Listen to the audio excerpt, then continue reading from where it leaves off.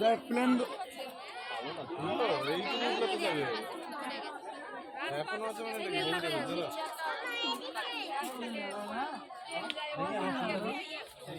plane land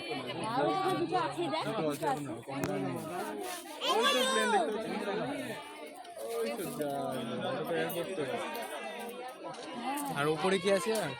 উপরে তো দেখছি